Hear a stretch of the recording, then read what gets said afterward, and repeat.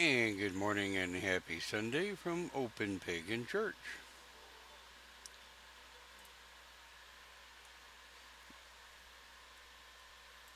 Hope those of you that are watching and will be watching on the pre recorded broadcast will enjoy today's show. Today's show, we're going to be talking about fear. Now, of course, I cover this broadcast once a year, once every other year or so, to kind of remind people fear. Fear is a perfectly healthy response.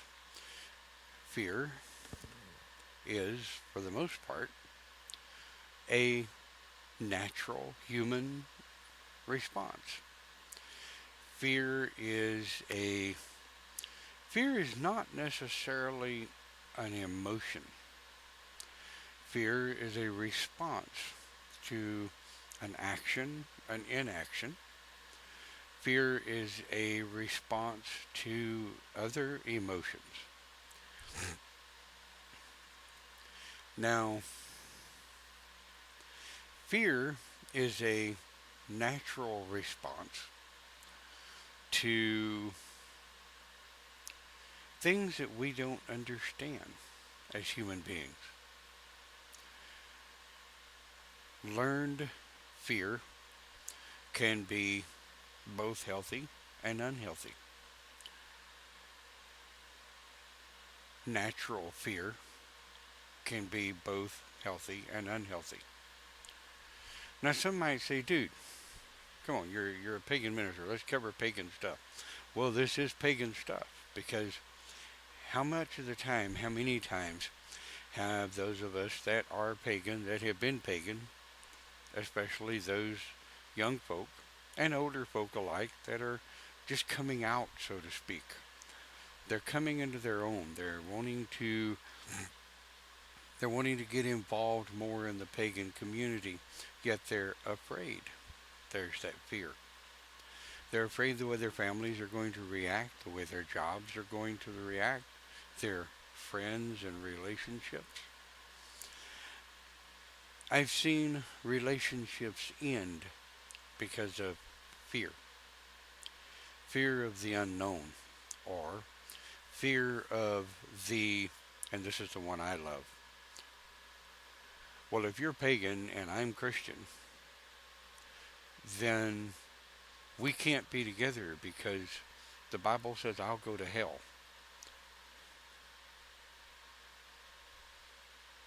Really? No. If you read, which most people don't, but if you've read the Bible, you'll notice it says that Jesus sat with the Gentiles. He sat with the non-Christians. Those of you that follow Jesus as your Christ and your Savior, you really shouldn't have any fear of pagans, Jews, atheists, Muslim. There's a big fear right now going on over people who follow the religion Muslim. And that is a shame because I know some Muslim people. I'm not talking about the radicals. I've met a few of them and I just kind of shoved them right on out the door, go on, adios. Go do your radical somewhere else. But when you're talking about fear, you're talking about a base core reaction or emotion. And if you think about it, all negative human emotions come from fear. And let's talk about a few of them. Jealousy. Ooh, the green monster. Jealousy. Fear is what begets jealousy. Jealousy comes from fear. Why does jealousy come from fear? Well, think about it. Fear of loss, fear of loss of control, fear of the ability to control the person or persons that you're jealous of. Fear of loss, simplistically put. People who are rightfully so afraid of having their house broke into. That is a common norm nowadays, and it sucks, such as it is. But that is a perfectly natural fear. What are some of the other fears that a lot of people don't talk about?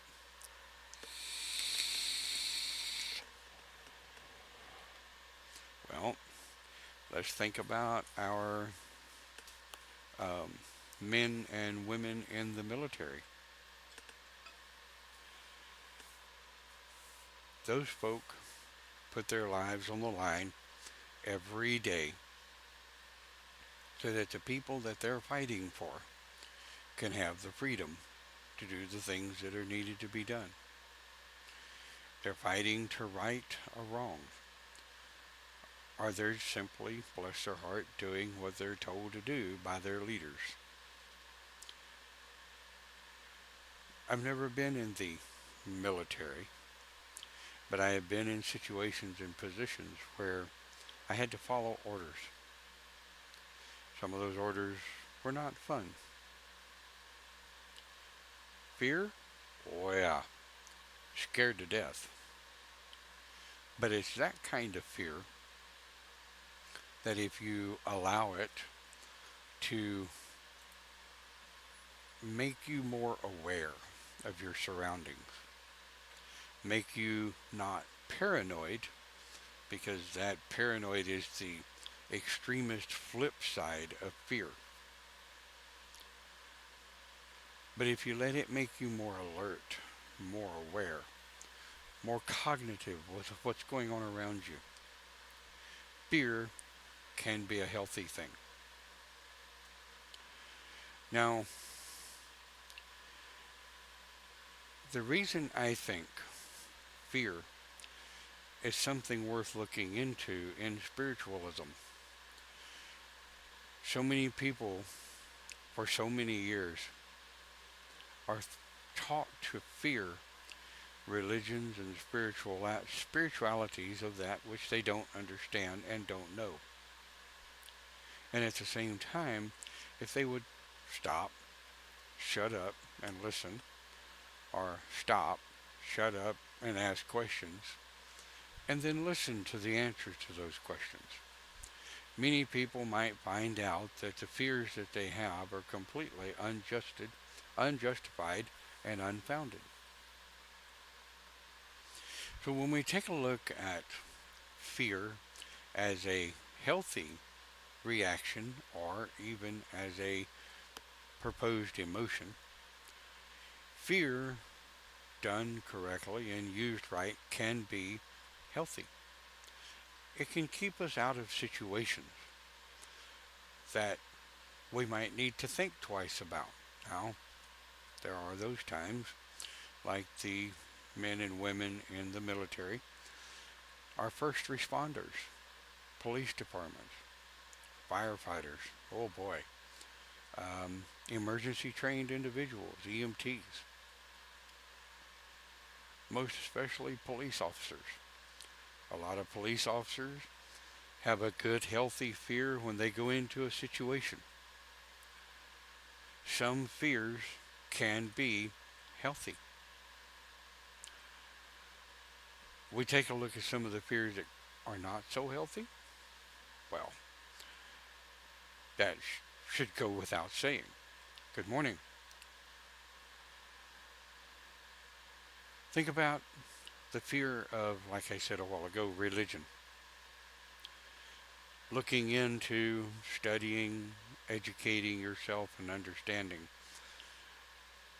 factions and the reality of other religions. If you look into and study, read, and listen, you will find that fear of things that you don't know will slowly have less control over you, less control over your actions and reactions to others. Case in point, real quick little story. Many, many years ago, I was invited to a workshop, seminar, a presentation, if you will, of a vampiric coven in southern Louisiana. Now, of course, I'm not talking about the TV vampires. I'm not talking about people that turn into bats and go out and suck people's blood. It's TV magic. Excuse me. I'm talking about the actual people of today that live, interact with the vampiric covens. And I will admit, when I first heard of it many years ago, I was like, what, 12, 13 years ago maybe? I had a bit of a snicker to myself. I thought, right, vampires, covens. And then I started looking them up. I started Googling vampiric covens, vampire covens of that year. And there, to my surprise, was a bunch of them. Could we chalk my lack of education up as fear? Or could we chalk my lack of education up as just that? Lack of education. Lack of knowledge. Lack of wanting to reach out and learn more.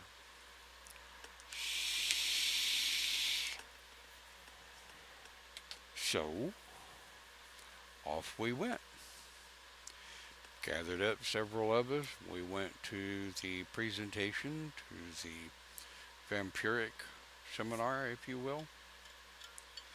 And these people got past their fear to open their coven up to the public and say, we're not in your face, but we are here.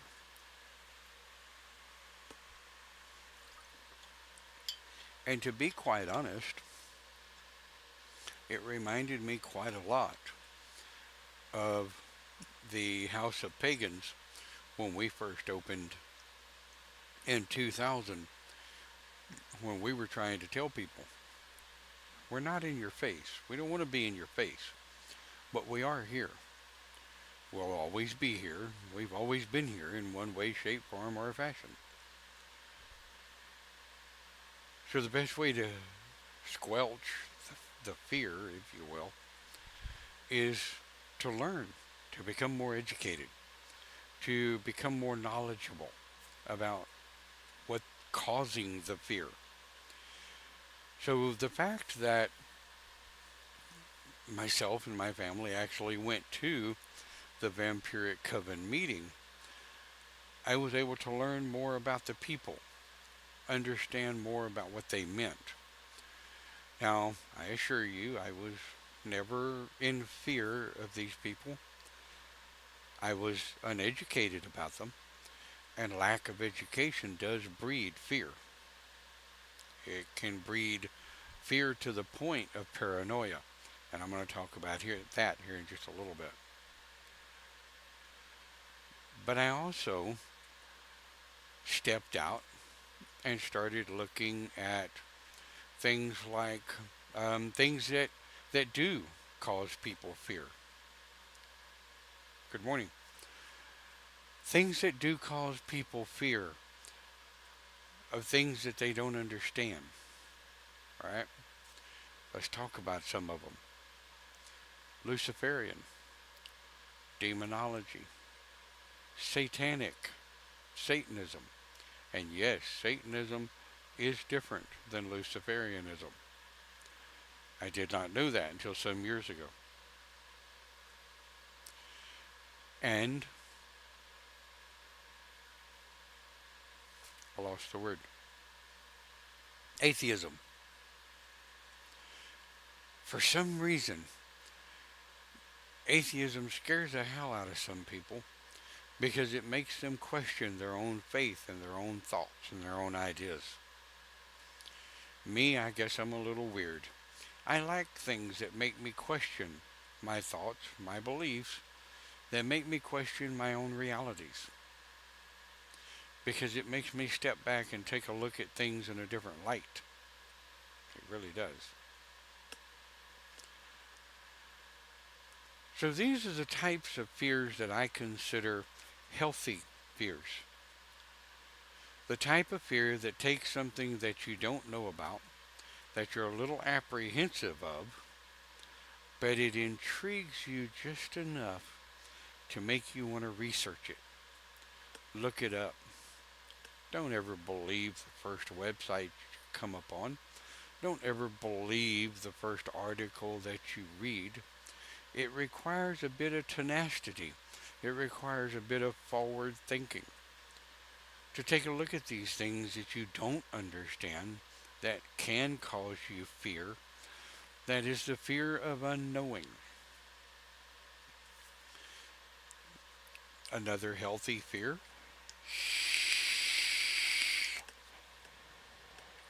especially nowadays, another healthy fear is a fear of going into an area that you've never been, that you know nothing about. You're going into a dark part of town that might have a bad reputation. So it might make you fear just a little bit of what you're liable to run into, what you're liable to experience. Well, that good fear, that healthy fear, keeps you alert, keeps you on your toes. Now, on the flip side, which I'll talk about here in a minute, is paranoia. So if you let the good, healthy fear take over and build into your paranoia, then you're moving into the unhealthy fear. So what are some other healthy fears? What are some good, healthy fears to you? Excuse me just a second.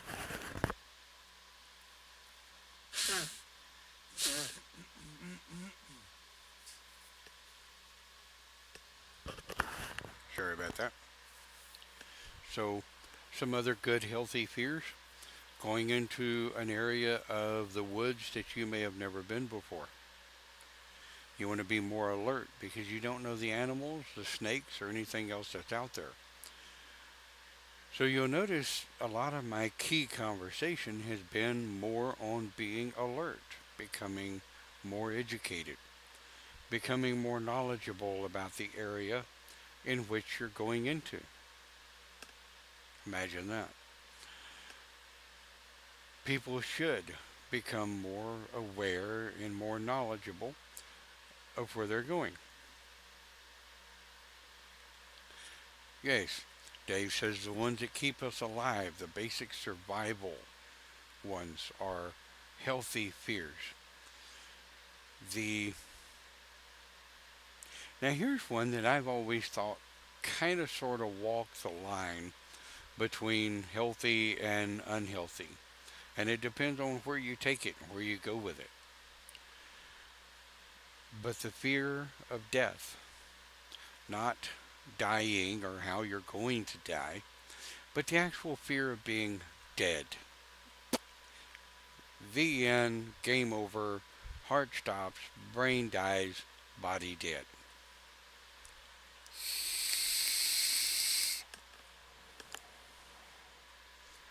That, in some ways, depending on how you view it, and depending on how you allow it to conduct your business, as you will, can be a healthy fear. Like I said earlier, these young men and women that go into battle, our first responders, police officers, firefighters, oh my God, firefighters. Those poor guys, every time they walk into a burning building, their life is on the line. Police officers, nowadays they pull over. Geez, man, you pull over a speeder, somebody speeding, and the next thing you know, you've got a gun pointed in your face. So the good, healthy types of fear of death, if you will, can, like Dave said, help keep us alive. The survival skills, those things that we need to learn, those things that most of the population of the world today have long forgotten. The survival skills, what it takes to live in the woods, what it takes to live without a Walmart, without a grocery store, the things that it takes to survive on a daily basis without the internet. Oh, yep, I went there. Oops. So, let's talk now about the unhealthy fears. Ooh.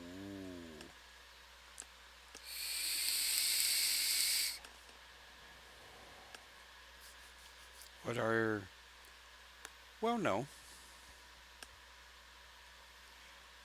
Let's start with some unrealistic fears. What is an unrealistic fear?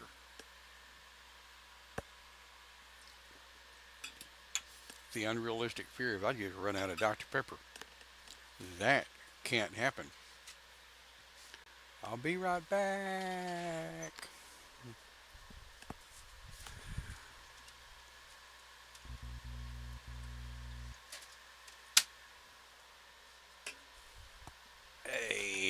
Yep. It's back. Well, it actually never left. What about unrealistic fears? And yes, if anybody's wondering, that is a definite Dr. Pepper.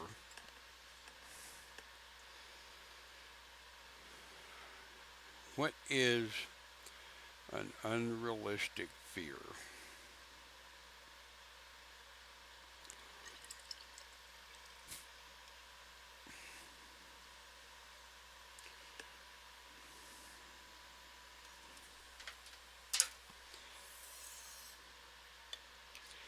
Oh, let's think about it. An unrealistic fear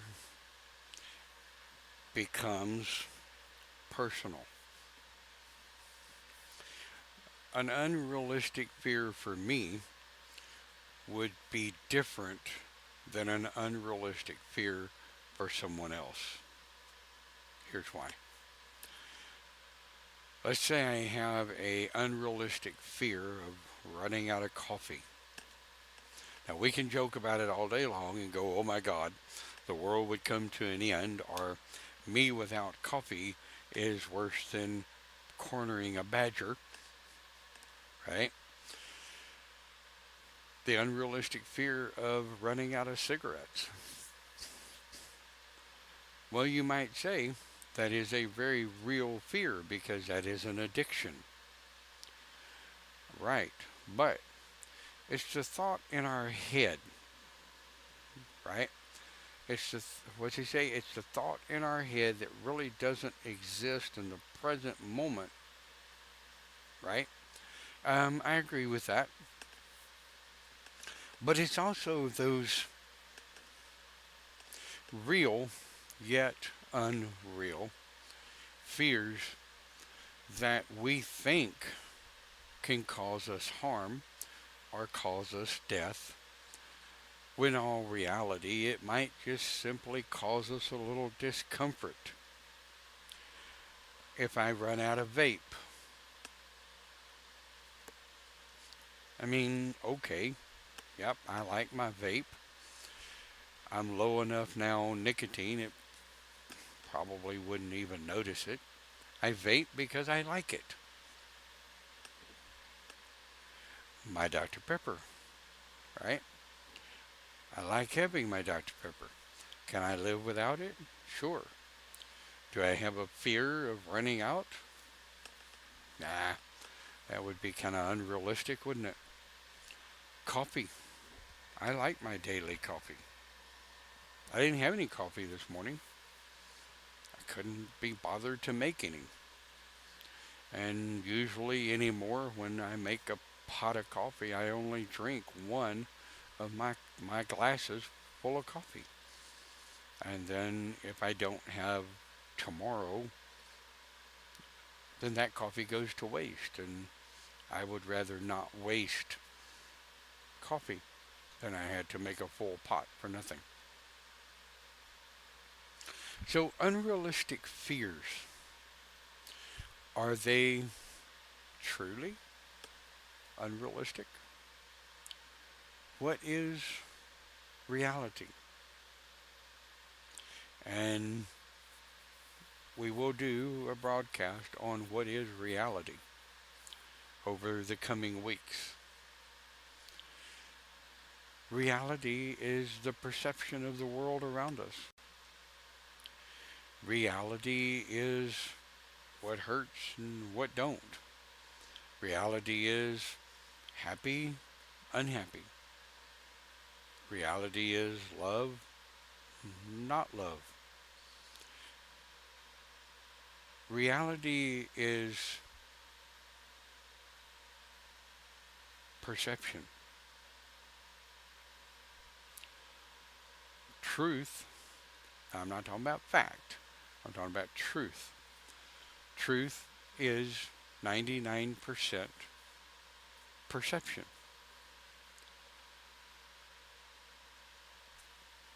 That also is another topic for another broadcast. But fear plays into that. Fear plays into the very things that we assume or presume is real. The fears that are based on non real teaching, if you will, discrimination, is a bogus fear that is taught. It's not born into humans. Fear of people who look different, who live different, who might act a little different than we do. That is a taught fear. It's a taught fear in school. Our kids go to schools and they hear, well, you don't want to play with that person. They're kind of weird. They're not like the rest of us. Yeah, peer pressure teaches unrealistic fears. But where does that peer pressure come from? It comes from their parental guidance of those individuals that call themselves parent. Daycares, babysitters, parents, schools, jobs, churches. Oh boy, most mainstream churches are the absolute horrendous propaganda machines for fear.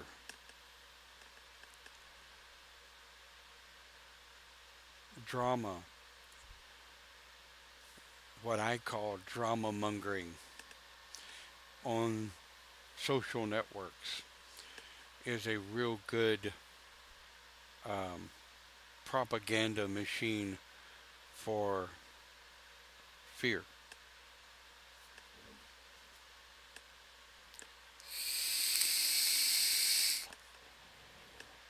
So that moves us into the unhealthy fears. The things that we fear that can turn into paranoia, that can turn into very unhealthy fear, like jealousy. Jealousy is a wide range of things. Usually, when somebody says jealousy, someone will immediately go to the thought of jealous over a loved one, a spouse, a significant other, when in reality, jealousy is much bigger than that. Jealousy over people that have the things that you may not. Jealousy over people who are capable of doing the things that you may not be able to do.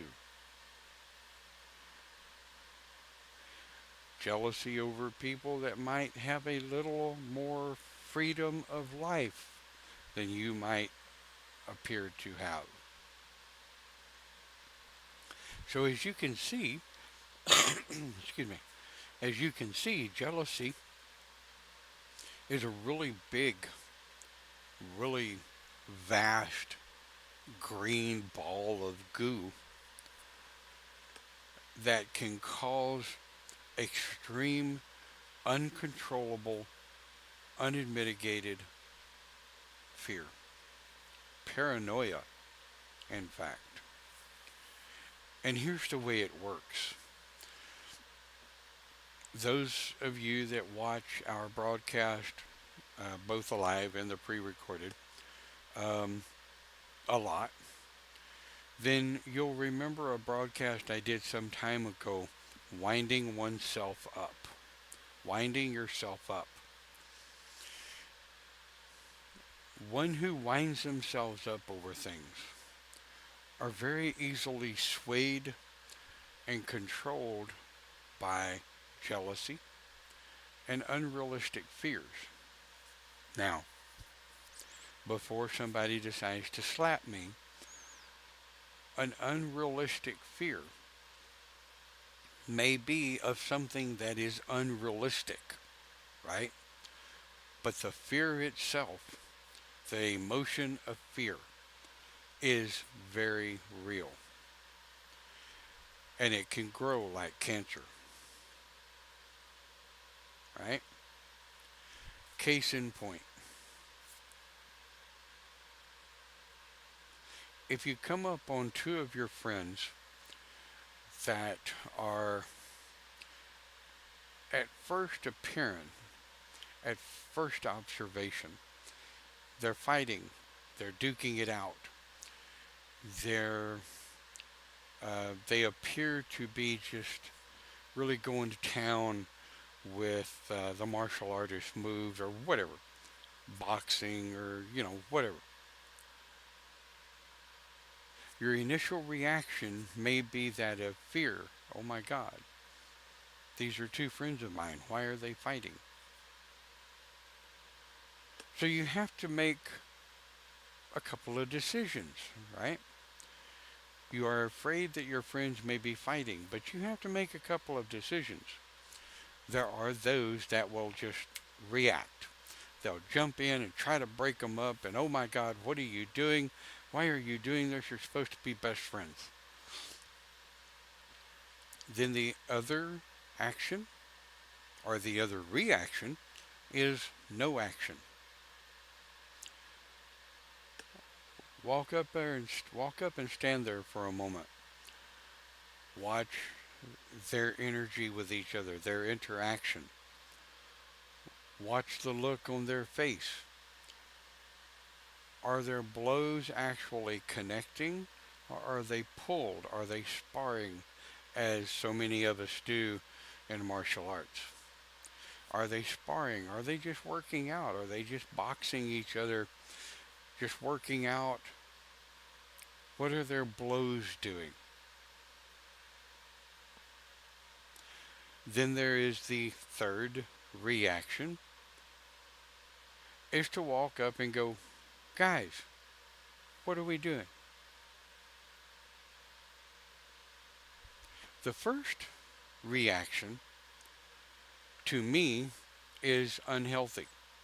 You're going to jump between two people that are apparently fighting. The possibility of you getting hit is very good. It's a very good possibility. Both of them may hit you and not even realize it. The second reaction is a observation, right?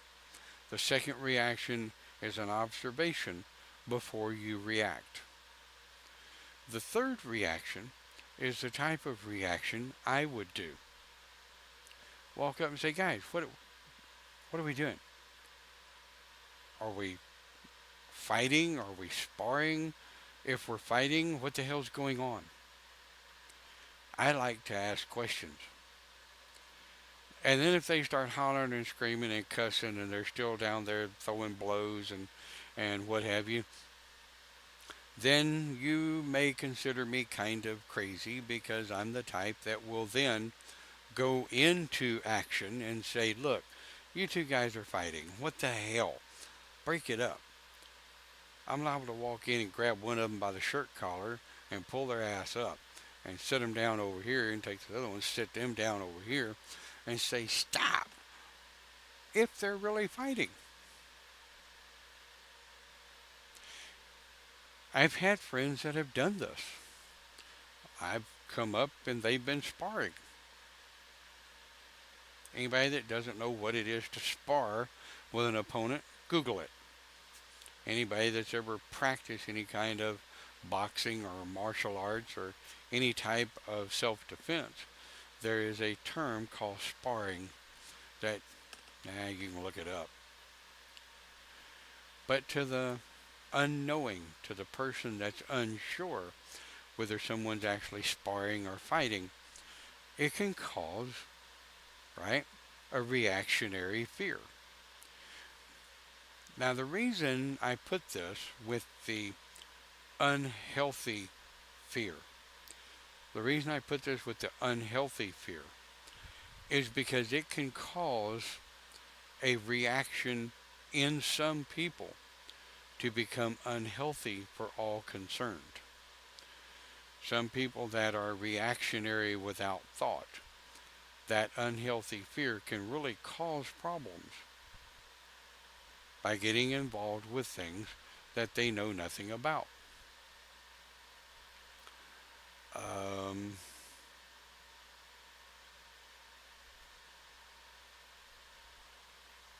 Dave says I have a stupid fear of mail, and that's MAIL. You know, I do too. The only thing I ever get in mail these days is bills. Bills, bills, bills, bills. I guess I could see that stupid fear of mail. He goes on to say, I have a healthy fear of heights. Me too. But unfortunately, my ass is the one that has to get on a ladder if something happens. I don't like ladders. I don't like heights. Good morning. But then again, I'm the one that likes to go up. Now, this is going to sound kind of rhetorical, but I like to go up the side of an easily climbable mountain. One that I can walk up a trail and sit down every few minutes and enjoy the view. I've been to the top of Annickmore in Scotland, and oh, it was absolutely beautiful. I think the elevation was 4,000 foot. I think. I'd have to look it up. I don't remember. But Annickmore in Scotland is absolutely gorgeous, especially up at the top. I was in a hell of a lot better shape then than I am now. I would not try it now.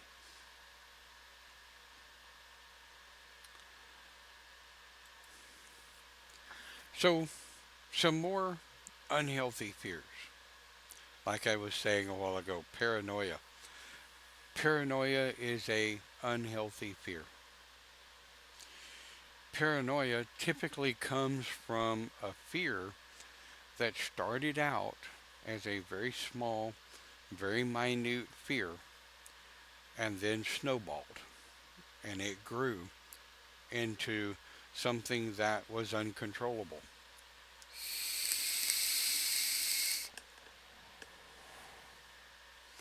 Like, I know people that have a fear of open windows. Yep, that's a real thing. A fear of spiders. I think they call it agoraphobia. There is a phobia of about everything you could think of. These poor people, arachnophobia, that's what it is. Arachnophobia, fear of spiders. I think agoraphobia is the fear of leaving the confines of your home. That is a debilitating paranoid fear. It is unhealthy.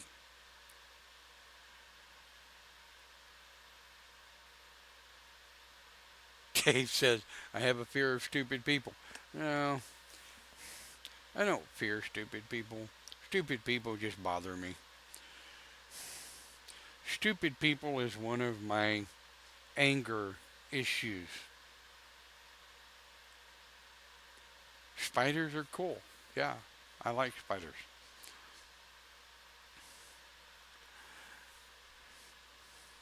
No, I don't have a fear of stupid people. I have an anger issue with stupid people.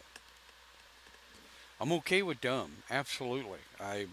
There's so much stuff about life that I am dumb about, that I need to learn about, that I would be willing to learn. Dumb can be taught. Stupid knows better and just don't care.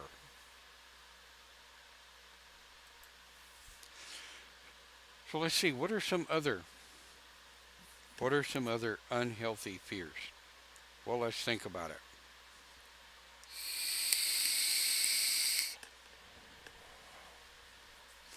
I consider jealousy an unhealthy fear. I do. Jealousy, um, jealousy is an unhealthy fear because it can build on unbelievable paranoia.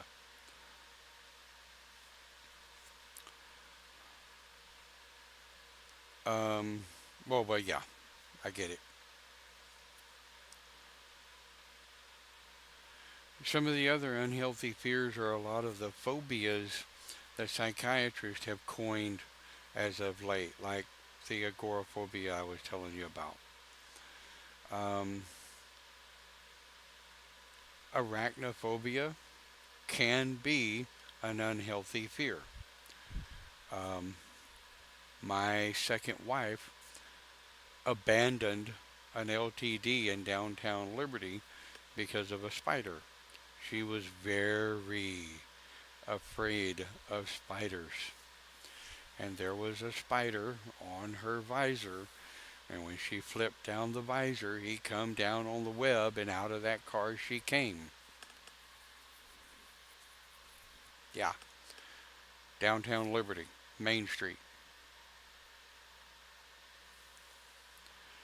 Um, the fear of death can be an unhealthy fear.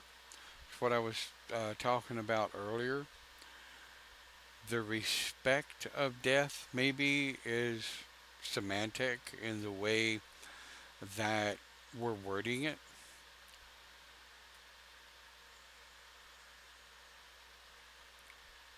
I think that the fear of death can be confused with the fear of dying, how one is going to die. The fact is, we're all going to die someday,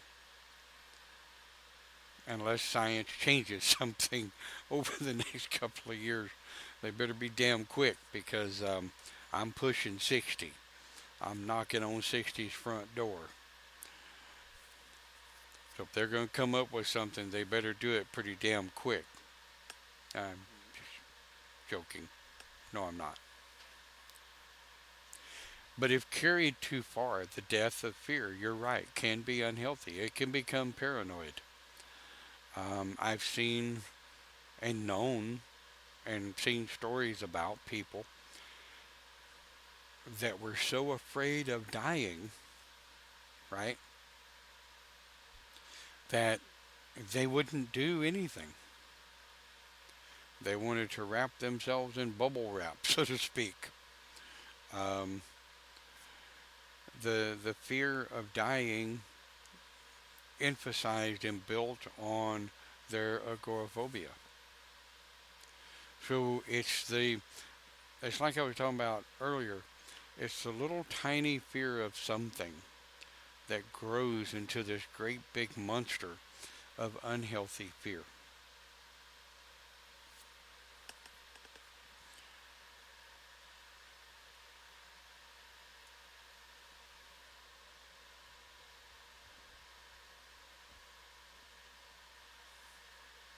Yes. And I mean, when you get into the different forms of belief systems, some belief systems believe that when you die, you're done, you're gone, your body goes to the earth, it's ended, there's nothing there. Some believe you go to Valhalla, some believe you go to heaven, some believe you just go straight on into the next life cycle. Some believe that you will eventually go into the next life cycle, or you'll become a spirit guide, or you get to rest for a bit. Um, some believe that So when it comes to the afterlife or what happens when we die, those variables are as vast as the differences of religions in the world. But keeping to point, and we're drawing to the close.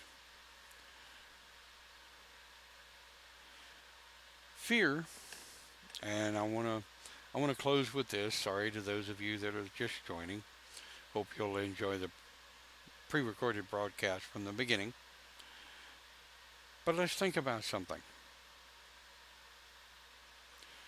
Fear can be a very healthy response to an action or a reaction. Fear can also be a very healthy emotion to something that is going on. But more times than not nowadays, fear evolves into paranoia. Paranoia evolves into hate crimes, things that get people hurt, things that get themselves hurt, things that can cause pain on other people. So I might recommend to those of you that watch our broadcast, if you have a fear of religion, maybe you need to learn a little more about the different religions. Open mind. Do so with an open mind. If you meet someone that's full of tattoos and piercings, don't be afraid of them. Get to know them. If you meet someone that's from another tribe somewhere else on the planet, maybe they have a plate in their lower lip. Don't be afraid of them. Get to know them. If you see somebody that's wearing the symbol of Muslim, don't be afraid of them. Get to know them. The same goes with pagan, Christian, atheist, Jewish, agnostic, blah, blah, I can go on forever. Don't fear the things you don't know. Learn about them. Don't fear the things that your parents told you to fear. Learn about them. Now, in retrospect, I have a bit of a recommendation that you might fear a snake pit full of rattlers and what have you. That could be a little dangerous. Or not. It's up to you. Fear is a personal thing, and it's something that we should work on a daily basis. I know I work on my fears of loss and abandonment. Where they come from, they're there, and I work on them on a daily basis. You work on your fears. Love those around you. Love yourself. and be true to who you are.